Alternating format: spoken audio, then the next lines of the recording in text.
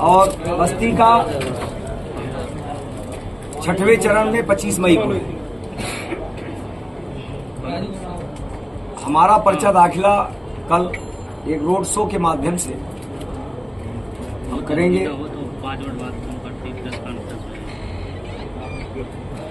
11 बजे के आसपास हम लोग कप्तानगंज से निकलेंगे और 12:30-1 बजे तक हम बस्ती पहुंचेंगे। उसके बाद पर्चा दाखिला करेंगे।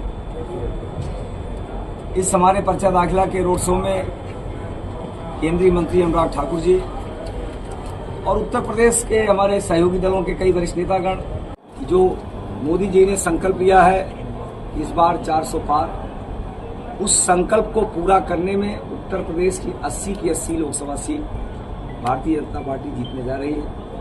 बस्ती की सम्मानित जनता ने 14 में भी, 17 में भी, 19 में भी और फिर 24 में भी भारतीय जनता पार्टी को आशीर्वाद देने के लिए, अपना समर्थन देने के लिए तत्पर है।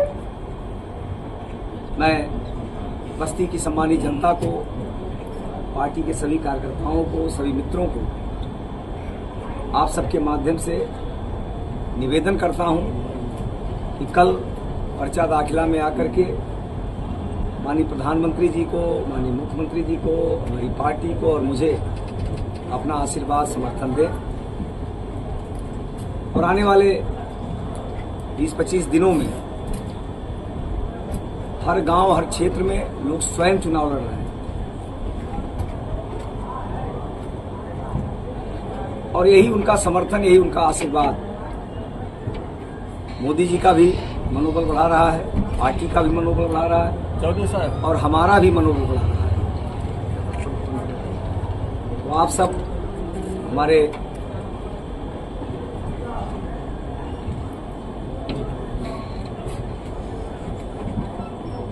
बस्ती के सम्मानित पत्रकार हैं, फोटो ले रहे हैं, आप समझ नहीं पा रहे हैं, उसी पर नहीं चला रहे हैं।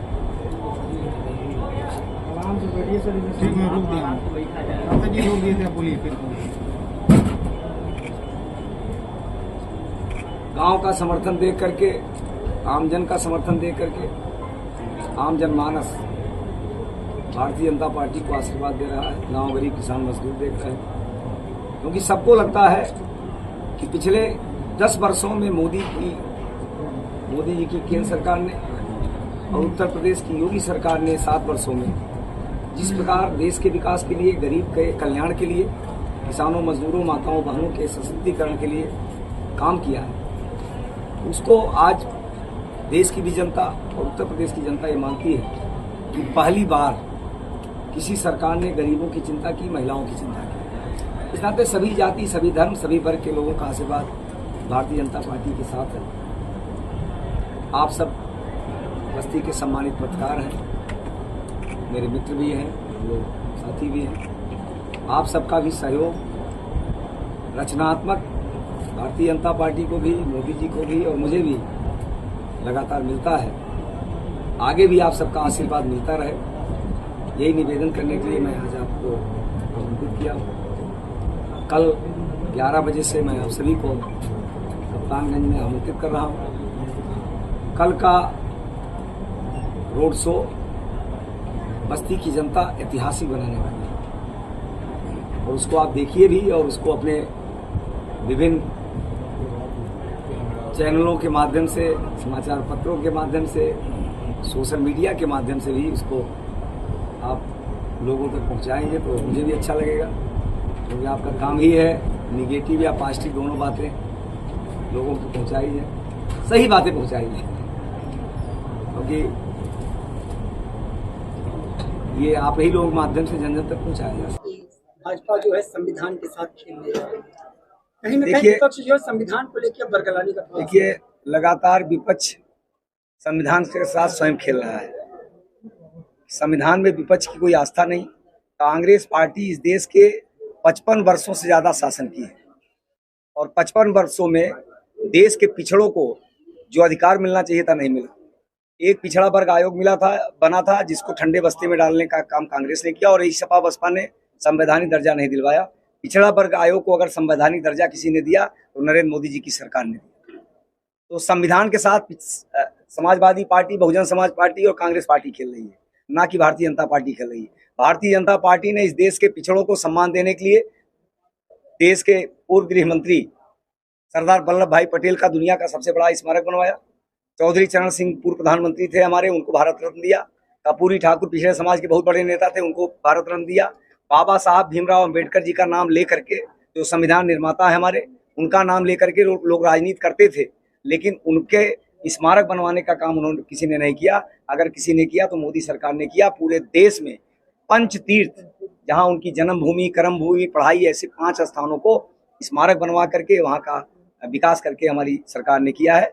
आज पिछड़े समाज के लोग हों, दलित समाज के लोग हों, आदिवासी समाज के लोग हों, सबसे ज्यादा प्रतिनिधित्व अगर किसी ने दिया है तो मोदी सरकार ने दिया है।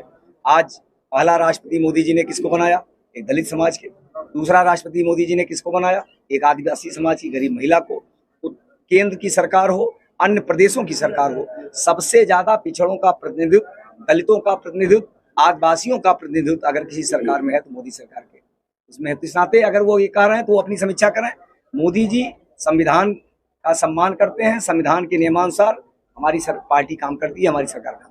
अखिलेश यादव लगातार जनसभाएं कर रहे हैं और वो हमलावर हो रहे हैं, कह रहे हैं कि यूपी से आपकी भाजपा साफ हो जाएगी। अखिलेश यादव जी 22 में भी कह रहे थे यूपी से साफ हो जाएगी। अखिलेश यादव जी 17 में भी कह रहे थे साफ हो जाएगी। अखिलेश यादव जी अपनी पार्टी के लिए इतना शुभ हैं, ये वही बताएंगे, क्योंकि जब से उनके नेतृत्व में समाजवादी पार्टी चुनाव लड़ रही है, तब से आज तक कोई भी चुनाव समाजवादी पार्टी नहीं जीती। ये रिकॉर्ड है। वो तो बोलेंगे ही, वो बयानवीर हैं तो बयान देते रहेंगे। यूपी में कितनी सीटें भाजपा? 80 के 80 भारतीय जनता पार्टी चुनाव जीतेगी उत्तर प्रदेश में। कहीं न कहीं जो ये कहा जाता है कि सौहार्द की बातें आती हैं, गंगा जमनी तहजीब की बातें आती हैं, अल्पसंख्यक क्या लगता है कि अल्पसंख्यक का रुझान देखने को मैंने कहा कि भारतीय जनता पार्टी को और मोदी जी को समर्थन देने के लिए सर्व समाज के लोग, सभी धर्मों के लोग भारतीय जनता पार्टी के साथ देते हैं और सब लोग आशीर्वाद दे रहे हैं। बसपा के शीर्ष नेतृत्व के एक बड़े नेता है जो भाजपा की तुलना आतंकवादियों से कर रहे हैं। अब उनका जवाब जो है, मुकदमा भी लिखा गया, उनका जवाब जो है हमारे बड़े नेता दे रहे होंगे। हमसे आप बस्ती के बारे में पूछिए। क्या इस तरीके की बयानबाजी राजनीति में? भाई देखिए, कोई ऐसी बयानबाजी होगी तो चुनाव आयोग उस पर कार्रवाई करेगा। हम उस पर बयान दे करके हम भी कुछ बयान दें, उसमें हम भी फंसे थे, अच्छी बात नहीं ना। तो पुरानी पेंशन की बात नहीं करती है। देखिए, हर चीज का समाधान करने का काम भारतीय जनता पार्टी की केंद्र सरकार और मोदी सरकार कर रही है। कुछ समस्याओं का समाधान थोड़ा बहुत बचा है, वो भी हो जाएगा। कल जो आपके नामांकन वो किस तरीके से? मैंने कहा हमारे केंद्रीय मंत्री हैं, भारतीय जनता पार्टी वरिष्ठ नेता हैं, आदरणीय अनुराग ठाकुर जी, सुभाषपा के हमारे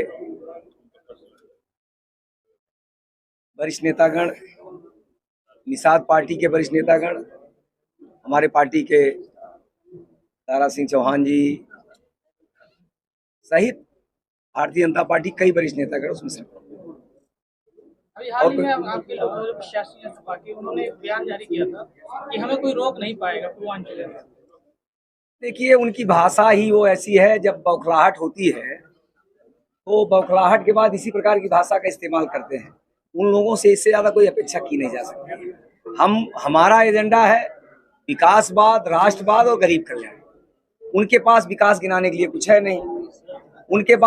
उनके पास किसी गरीब के लिए कोई काम किए हैं ऐसा कुछ विषय है नहीं। तो इस प्रकार की भाषा का इस्तेमाल वो करते हैं। बस्ती की जनता देख रही है, उसका जवाब 25 तारीख को दे देगी। ये भी कह रहे हैं कि भर्तियां हुई हैं, 4 पैर वाली भर्तियां हुई हैं, 2 पैर वाली भर्ती नहीं है। मतलब साड़ों की भर्तियां हुई हैं, साड़ इधर उधर घूम रहे हैं। देखिए, अखिलेश जी क्या कहते हैं, अखिलेश जी जाने। अखिलेश जी का जवाब हमारे राष्ट्रीय नेतागण, प्रदेश के नेता जनता अगर आपको तीसरी बार मौका देगी तो आगे 2-3 महत्वपूर्ण जिस पे आप काम करना चाहते हैं अगले 5 साल के लिए। अगले 5 साल का जो मेरा एजेंडा है, बस्ती शहर का सौंदर्यीकरण हो, उसके लिए रिंग रोड पास हो गया है, रिंग रोड बन जाए। साथ ही साथ बस्ती शहर में सीवर ट्रीटमेंट प्लांट से लेकर के तमाम ऐसे यहाँ शहर को डेवलप करने के लिए कई योजनाएं हमारे पास है, उसको करेंगे। साथ ही साथ शिक्षा के क्षेत्र में और अधिक क्या सुधार किया जा सकता है, उस दिशा में प्रयास करेंगे, जिससे हमारे बस्ती के लोगों को अच्छी शिक्षा, अच्छा स्वास्थ्य की सुविधाएं मिल जाए। राजकिशोर सिंह की चर्चाएं तेज है भाजपा में आने की। अब देखिए, चर्चाएं तेज हैं तो मेरी कोई बात नहीं हुई। बाकी शीर्ष नेतृत्व से शायद उनकी कोई बात हुई हो तो वही बता पाएंगे। जी पांडे बाजार में ओवर और उनका बड़ा कद है, हमारे स्तर पर उनकी कोई बातचीत करके वो पार्टी में आएंगे ऐसा नहीं। पार्टी में क्या बात चल रही है क्या नहीं चल रही इसकी जानकारी मुझे नहीं।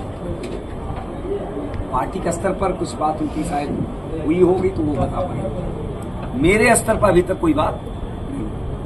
आपके नामांकन में मंत्री विधायक कौन से लोग आ रहे हैं? सब लोग आ रहे हैं। मैंने बताया अनुराग ठाकुर जी सहित तमाम वरिष्ठ नेता, हमारे प्रदेश के सहयोगी दल के हमारे सभी वरिष्ठ नेता, सुभाषपा के, निषाद पार्टी के, लोक दल के, अपना दल के सभी हमारे पार्टी के प्रतिनिधि उसमें रहेंगे। हमारे पार्टी के वरिष्ठ नेतागण रहेंगे। और चूंकि इतने संख्या है कि मैं सारा बताने की स्थिति नहीं हूँ, लेकिन मेरी संभावना है कि सारे सहयोगी दल के भी प्रमुख नेता रहेंगे। वार्ता मेरी सबसे हुई, बहुत सारे लोग आने की सहमति भी दी है। और कोई प्रश्न? और बाहर कराओ